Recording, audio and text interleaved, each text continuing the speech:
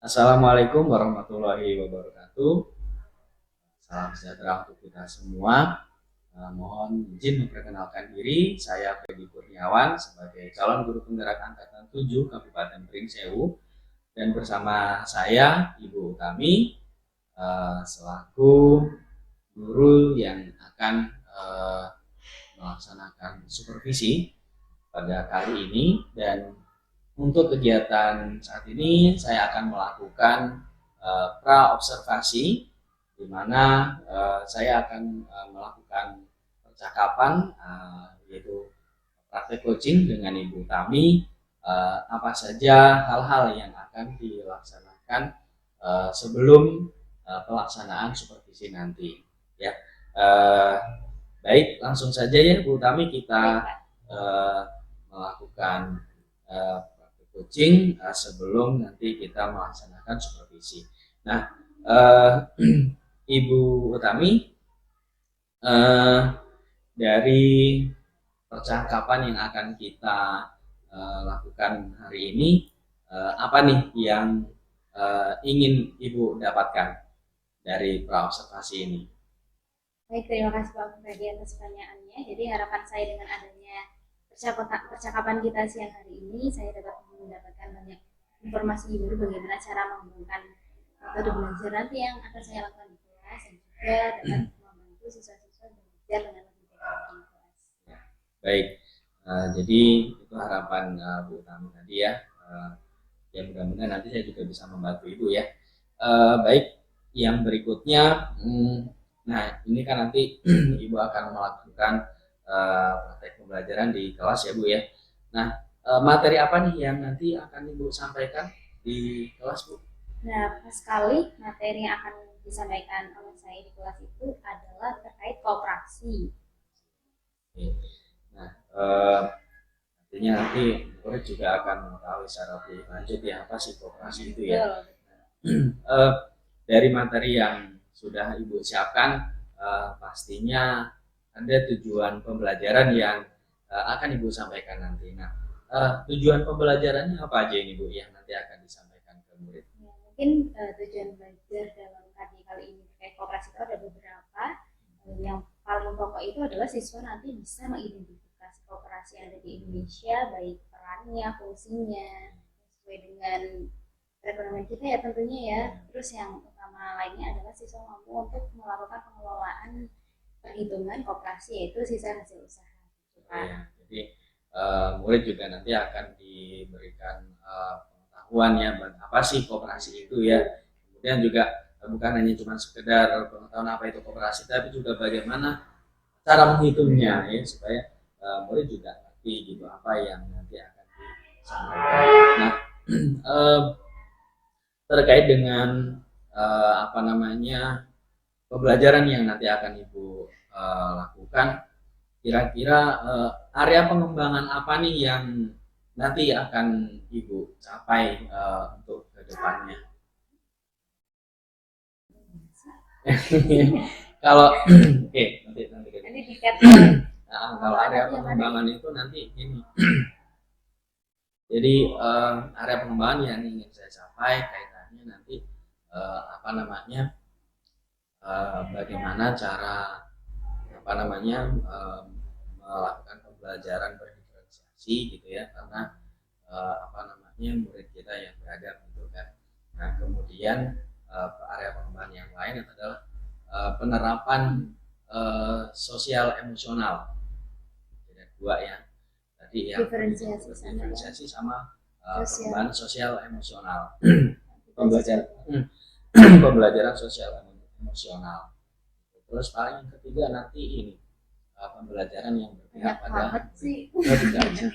ya, pembelajaran yang berpihak pada murid. Itu tidak aja apa berdiferensiasi, pembelajaran berdiferensiasi ya, karena murid pembelajaran sosial emosional dan apa namanya pembelajaran berpihak pada murid. Itu sama aja kayak murid aktif dalam pembelajaran ya sih Pak? Enggak. Tidak ya, berpihak pada murid. Berpihak pada murid ya. Oke. Jadi ya.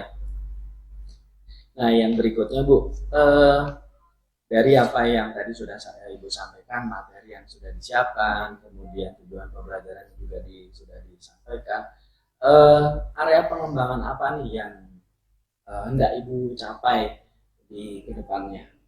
Ya, baik, terkait dengan area pengembangan apa, mengingat bahwa murid-murid atau siswi ini memiliki karakter yang beraneka ragam ya Pak. Jadi mungkin ada 3 poin utama yang nanti ingin saya capai. Pertama itu adalah pembelajaran berdiferensiasi, kemudian yang kedua adalah sosial emosional, yang ketiga ada berpihak pada pembelajaran berpihak pada murid.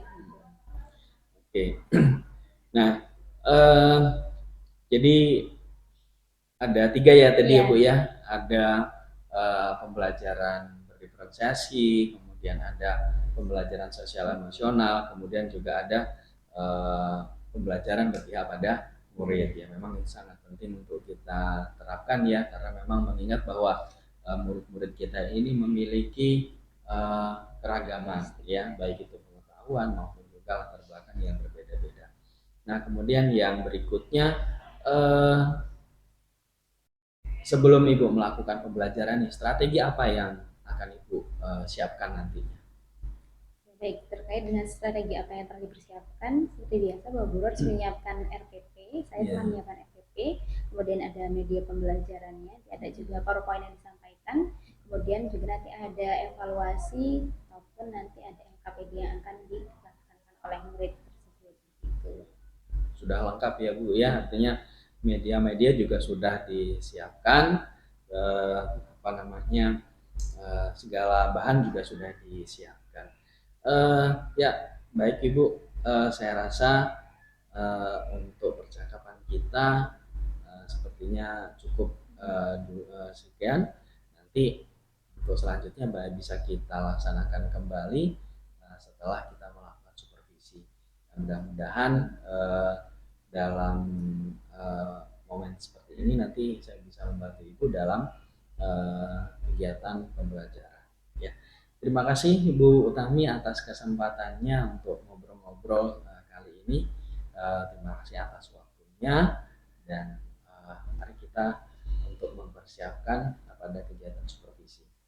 Sekali lagi terima kasih Ibu Utami. Sama-sama Pak Freddy.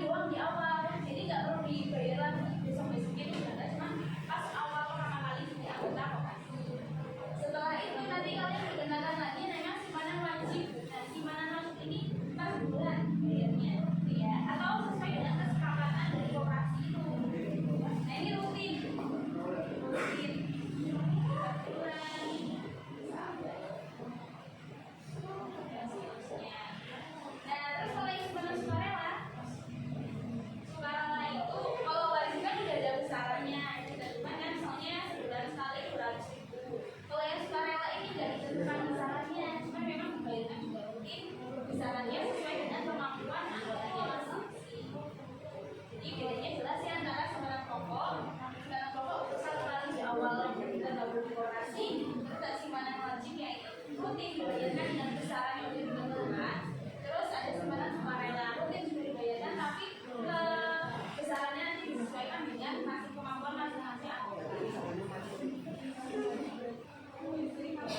Nah ini ada pengertiannya ya, kemarin sudah kita bahas cooperation juga. Nanti ada pengertian menurut ahli.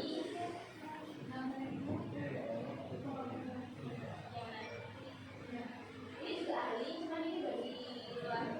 Ini koperasi nggak asli dari Indonesia nih, dari Eropa. Jadi toko-toko dunia juga banyak yang koperasi itu apa gitu. Cuma ketika koperasi dalam Indonesia nanti disesuaikan lagi sama dari bangsa kita.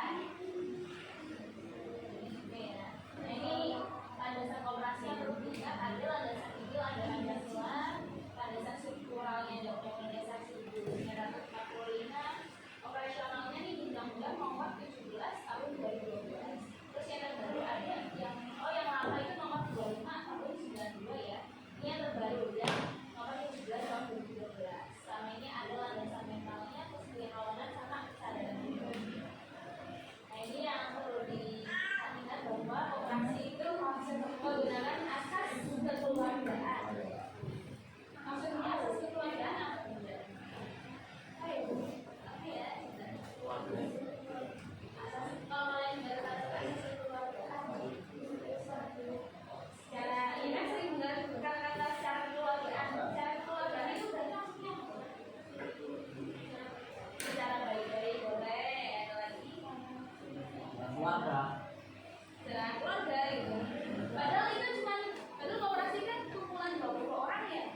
20 orang ini juga belum tentu sebenarnya punya keluarga gitu. Tapi kita mengangkat atas kekeluargaan karena ketika kita menjalankan operasi dari usaha ini nanti dari 20 orang ini saling menghargai, saling baik, saling kenal gitu. Ya rasanya seperti keluarga walaupun mereka adalah orang yang sebenarnya kita tidak tahu pada orang yang sedang menggabung terus mendirikan usaha untuk mencari keuntungan dalam bentuk sisa hasil usaha. Jadi kalau nanti kerjasamanya terus hubungan baiknya seperti keluarga. Ini tujuannya ya untuk intinya untuk kesejahteraan masyarakat, kesejahteraan anggota pada khususnya, terus tujuan umumnya untuk kesejahteraan masyarakat. Tegar atau kalau tujuan koperasi apa tujuan itu?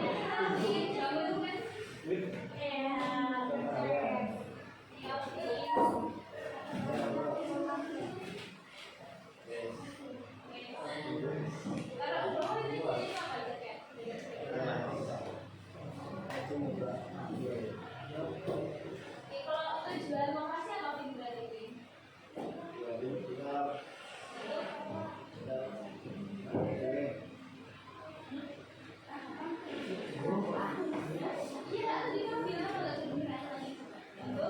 Ini lagi tulisan coba dibaca coba. Keras.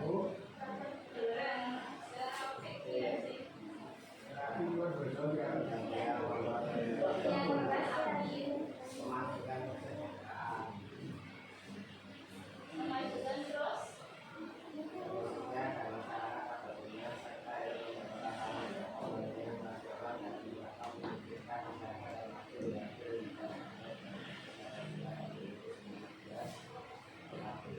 ini ya, jadi secara khusus itu untuk memajukan kesejahteraan anggotanya dulu, terus pada umumnya untuk memajukan kesejahteraan masyarakat.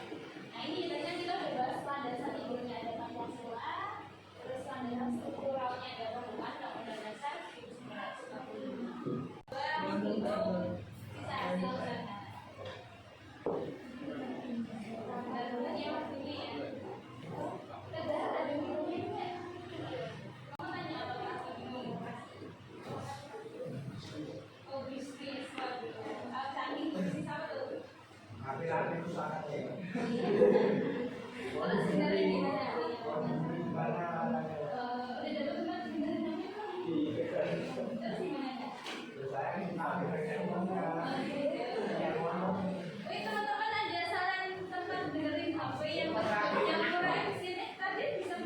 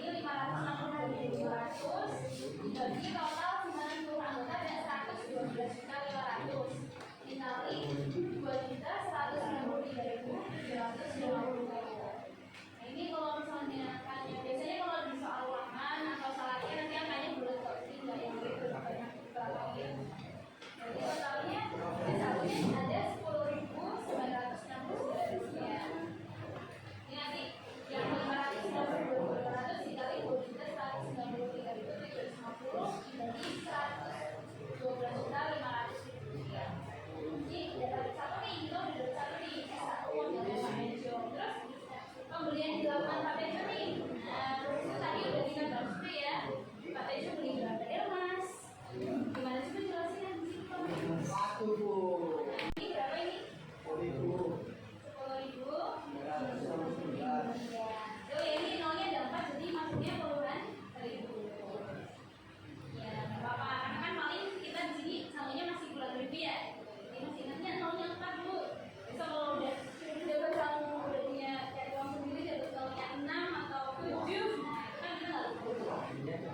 Oke, lanjut ini tadi perhitungan simpanan. Kalau ini jasa penjualan, artinya operasi menjual barang ke anggota tersebut. Anggotanya Pak Tejo itu berarti beli kan beli operasi. Terusnya penjualan operasi terhadap anggota terhadap Pak Tejo dibagi total penjualan seluruh anggota. Kecuali S1 jasa anggota untuk penjualan. Dan tadi berapa ya S1 jasa anggota untuk penjualan? Jauh banget ya. Nah ini 19% nih kan ternyata ya. Nah, pada itu belanjanya habis 337.500 rupiah. Terus seluruh anggota belanja di operasi itu habisnya 27.500 ini. Yang kita 27 juta. Nah, total penjualan kepada anggota 27.500. Nah, ini Pak Tejo belanja di operasi itu habis 337.500. Dikali 12.150.750. Jadi persentase yang tadi distribusi SKU. Nah, dari sini, dari sini 12.193.750. 15% dari SKU operasi. Dan hasil totalnya ada 32.906 rupiah. Nah ini yang 10.000 yang jasa simpanan 969 ditambah sama jasa pembelian 32.906 rupiah. Maka SKU yang menjadi korek Tejo yaitu jasa simpanan atau jasa pembelian sambutan 43.875 rupiah. Besar apa kecil? Kecil ya? Besok kalau mau besar berarti belanjanya dibanyakin, modalnya juga dibanyakin. Kalau misalnya modalnya sampai 30 juta, nanti ini keuntungannya juga dapat sekitar 4 jutaan soalnya kan. Jadi sesuai prinsip ekonomi, bisa keuntungan tertentu dengan modal tertentu juga. Jadi kalau misalnya kalian mau untung besar, modal kalian juga besar, nggak bisa modal kecil untung besar itu nggak bisa, itu nggak relevan ya, realistis. Nah tadi kita udah bahas ini, sekarang gantian kalian kerjain. Ini disamakan caranya sama yang ini persis banget sama yang ini. Ya, sama kok bulan deh. Nah, kan ini sekarang kekayaannya 80 juta, terus simpanan pokoknya 60 juta, angkanya bener ya. Simpanan wajibnya 20 juta, total penjualan pada anggota 20 juta, SHU-nya 15 juta. 15 juta ini nanti kalian cari distribusinya berapa aja kalau ke SHU simpanan sama SHU penjualan. Karena yang ditanyakan cuma simpanannya sama pembelian, berarti kalian cari 2 SHU simpanan sama SHU pembelian. Nanti juga diselesaikan dalam kemas baku. Hari ini limitnya sampai jam 12 malam, silakan dikirimkan ke ibu. Ya, apa aja. Oke. Itu aja untuk hari ini. Terima kasih atas perhatiannya. Kalau ada yang nggak tahu nanti bisa ditanyakan di grup boleh, juga boleh. Terima kasih atas semangatnya. Buat ini wassalamualaikum warahmatullahi wabarakatuh. Waalaikumsalam.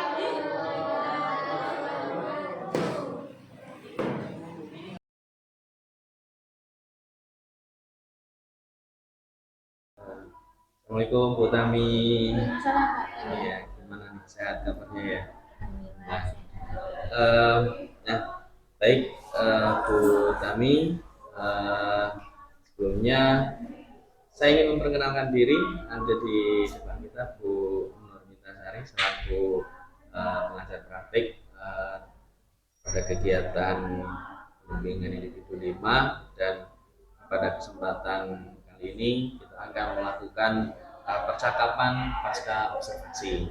Jadi tujuan kita hari ini adalah untuk membicarakan hal-hal apa saja yang tadi sudah kita lakukan pada saat observasi di kelas tadi, pada saat Ibu mengajar. Nah, itu tujuan kita pada hari ini. Nah, untuk lebih lanjut saya ingin tahu nih Bu,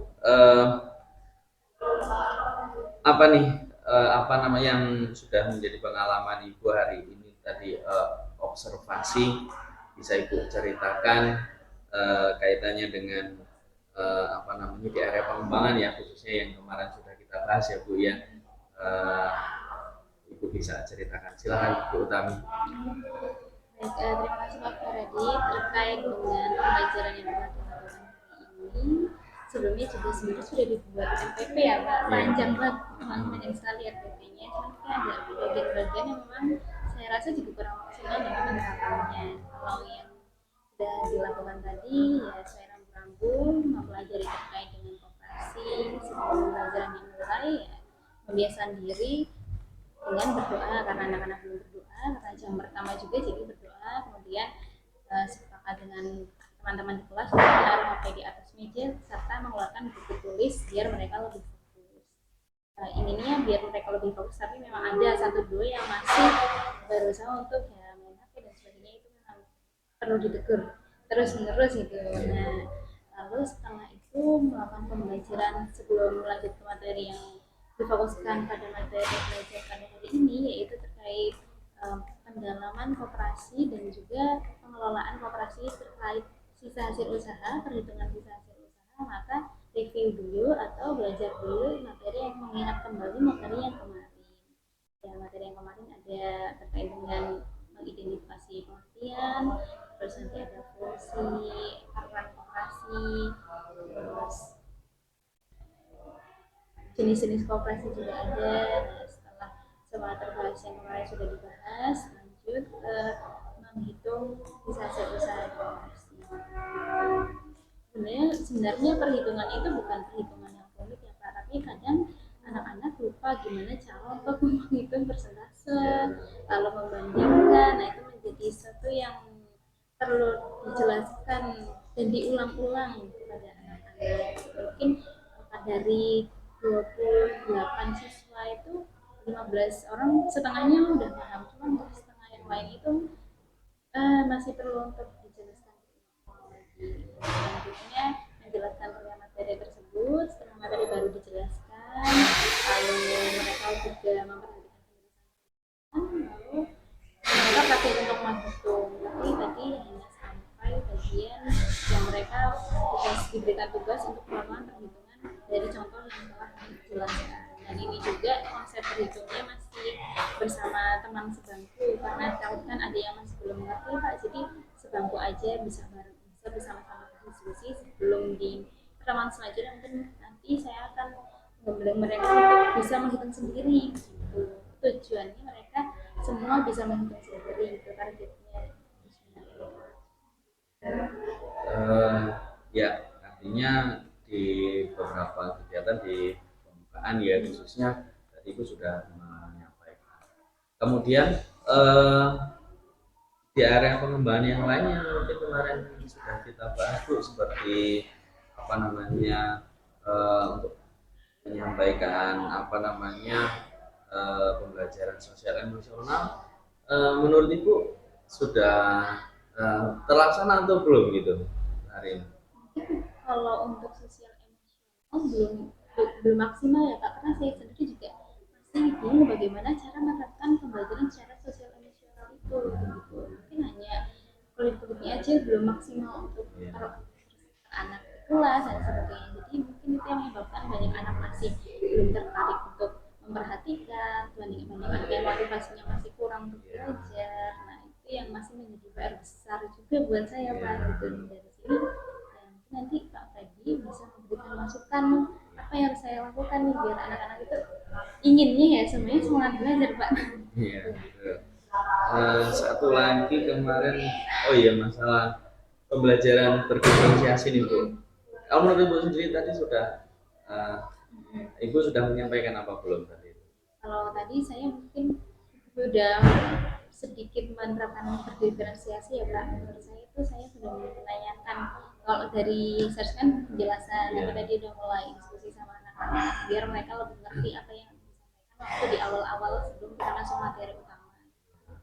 Tapi ya begitu ya, anak-anak masih lupa dengan apa yang dipelajari. Ya, jadi tanya jawab, terus kayak nanti mereka bisa dibantu teman-teman untuk menjawab.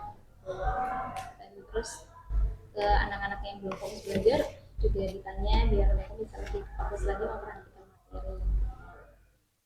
Ya, artinya dari beberapa area pengembangan yang sudah kita bahas kemarin, sudah kita laksanakan, sudah beberapa terlaksana ya Bu ya, ini belum maksimal ya Bu ya.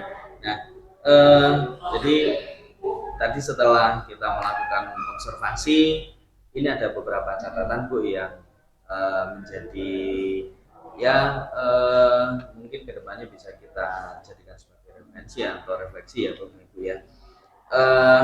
Tadi kita sudah membahas kaitannya dengan di area pengembangan yang sudah kita bahas sebelumnya.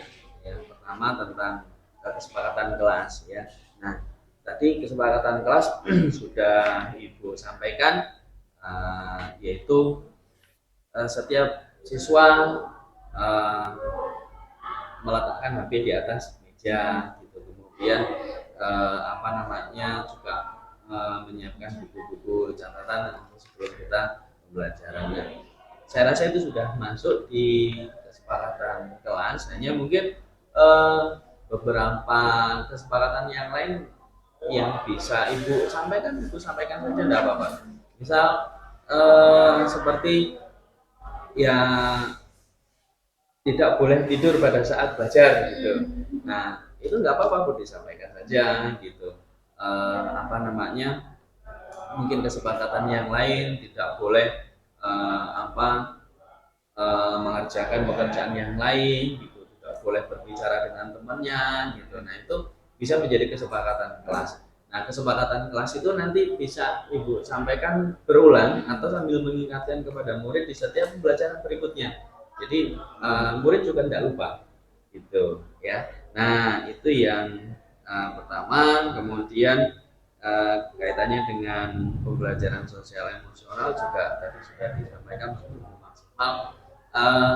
Ya seperti halnya ketika murid mau melakukan pembelajaran di awal, misalkan kita menghidupkan suasana di kelas gitu ya, menghidupkan suasana di kelas. Yang penting anak-anak itu siap dulu. Ya, itu yang mungkin tadi belum maksimal yang Ibu sampaikan. Misalkan ayo tarik nafas yang dalam-dalam, kemudian kita fokus dengan pembelajaran kita hari ini. Nah, yang seperti itu mungkin perlu kita sampaikan. Nah, kalau di catatan saya itu belum disampaikan oleh Ibu ya nanti ke depannya.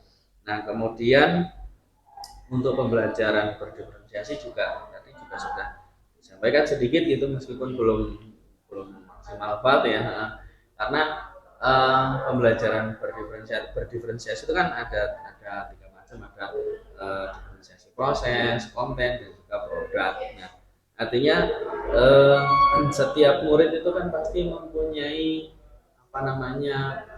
kemampuan yang berbeda-beda.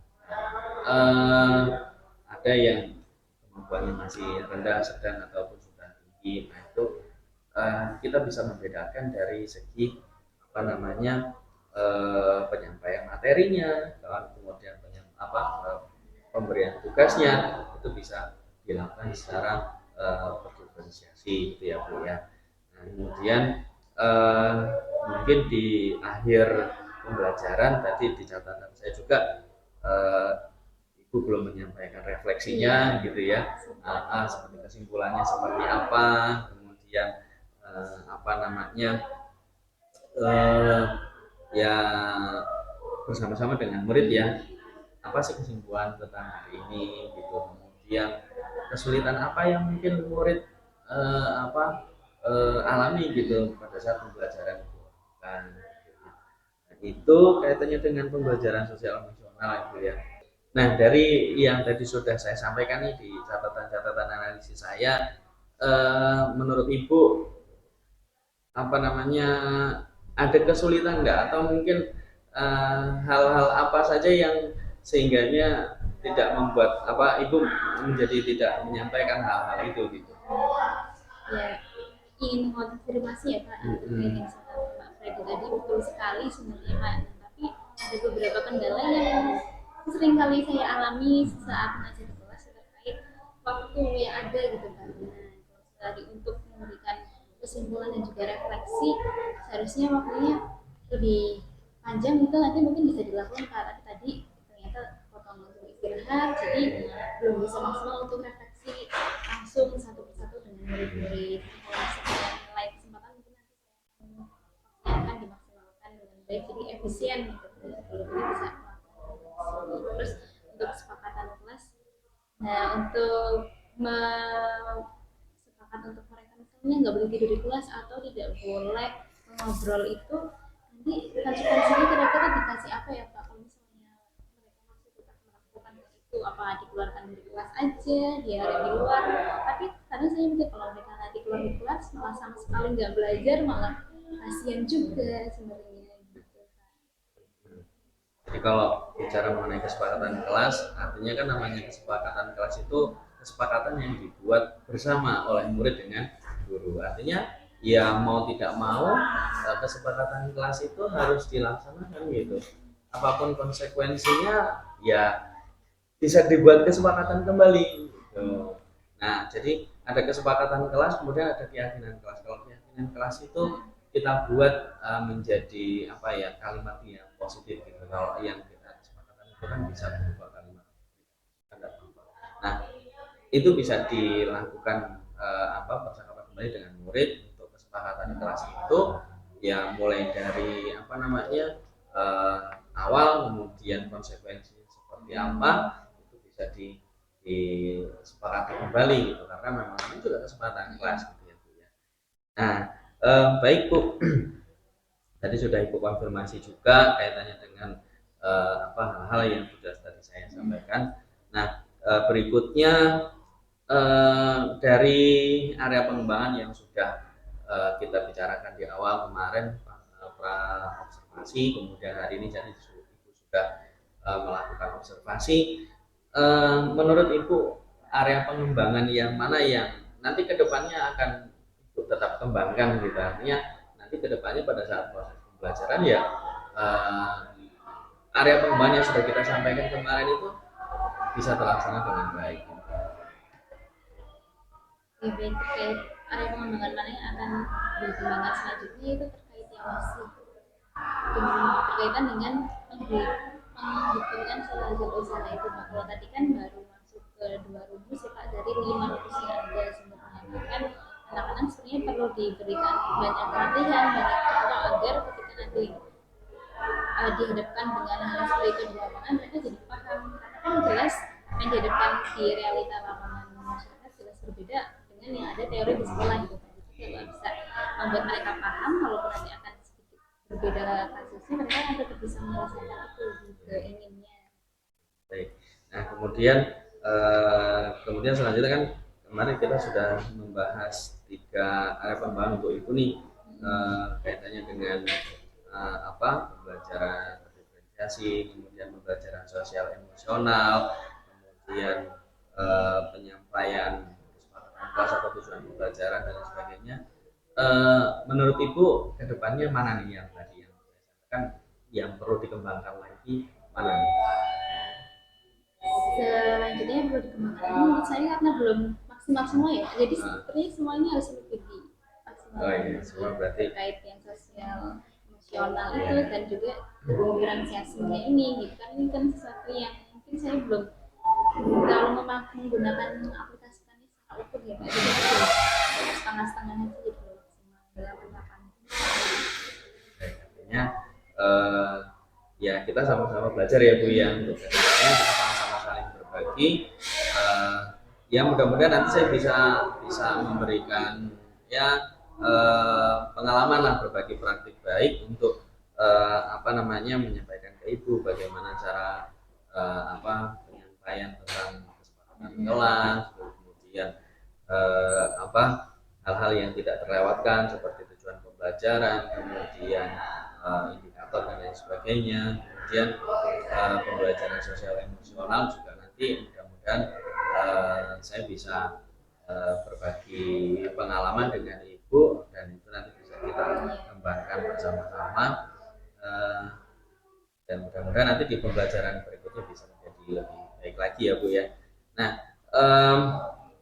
berikutnya apa nih tindak lanjut yang akan Ibu rencanakan ke depannya berkaitan dengan di area pengembangan tadi, seperti apa nih rencana yang akan Ibu lakukan ke depannya nanti? Yang terkait dengan pembelajaran diferensiasi itu Pak, mungkin untuk kedepannya karena memang mereka punya kemampuan yang pasti yang berbeda-beda, akan saya lebih fokuskan untuk terindividu. Jadi perhitungannya akan saya lihat per individu per anak, mereka sampai sejauh apa. Nanti untuk teman-teman yang memang sendiri sudah bisa, tinggal dinaikkan lagi level perhitungannya ataupun soalnya, sehingga mereka lebih luas pengetahuan terkait perhitungan tersebut. Untuk teman-teman yang memang sulit, memang ada yang perhitungan itu ya, nanti kita seenggaknya mereka paham dasar-dasar perhitungan yang seperti dasar-dasar perhitungan dalam pembelajaran ini. Jadi mereka juga bisa memaksimalkan dalam apa yang mereka bisa.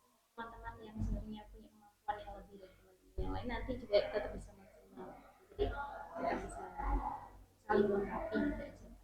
Terus untuk yang siswa emosional, ya karena tadi juga belum membuat mereka bisa fokus, nanti untuk selanjutnya kan ada tips atau cara sebelum belajar akan dimaksimalkan dengan langkah-langkah tertentu gitu. Seperti tadi Pak Freddy dengan masalah pada itu nanti dari pernafasan yang tadi itu ataupun ice breathing dan yang lainnya, sehingga mereka lebih fokus atau lebih tertarik untuk belajar.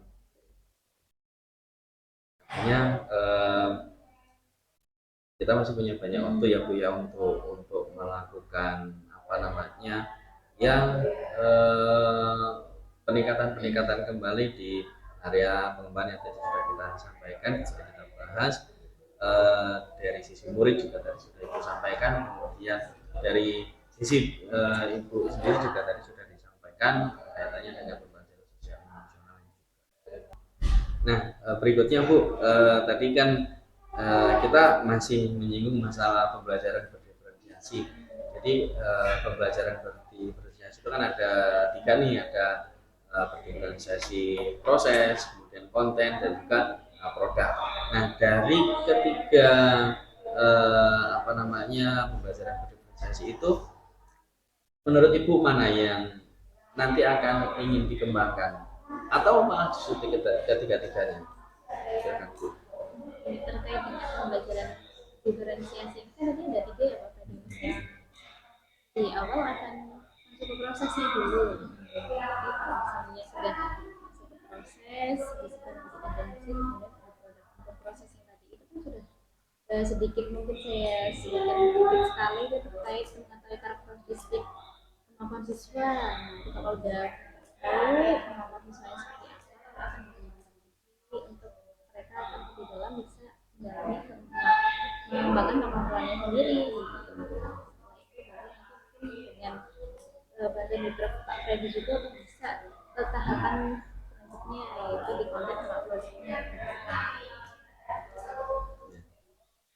Baik, berikutnya dari apa namanya area pengembangan untuk pembelajaran berdiferensiasi yang nanti akan dikembangkan, ukuran keberhasilannya menurut Ibu seperti apa sih untuk pembelajaran berdiferensiasi ini nanti, ukuran keberhasilannya nanti seperti apa? Ukuran keberhasilan yang mungkin akan dilaksanakan pada pembelajaran kali ini itu adalah ketika siswa mampu untuk bisa menyelesaikan soal-soal yang telah kita lakukan pada saat proses gitu kan. Sudah selesai, lalu untuk kontennya seperti apa sendiri dan hasilnya seperti apa, mungkin dari Pak Freddy bisa mengarahkan saya seperti apa gitu. Baik. Kalau menurut Ibu untuk apa melakukan pengembangan tadi yang sudah kita sampaikan, berapa lama nih waktu yang kira-kira akan Ibu lakukan untuk kedepannya? Mungkin 3 minggu, 2 sampai 3 minggu. 2 sampai 3 minggu ke depan ya Bu ya. Ya.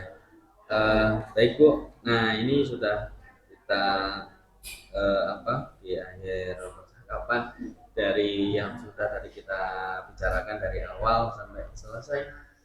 Mungkin Bu bisa simpulkan hasil percakapan kita hari ini Bu.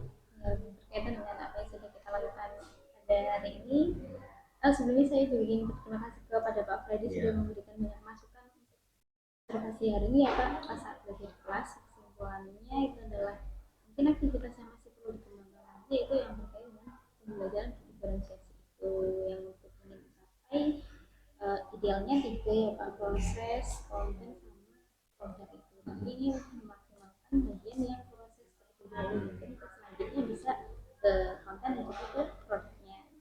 Kurang-kurang misalnya adalah sampai siswa itu mampu untuk menyelesaikan dan juga memahami berbagai soal yang diberikan oleh guru.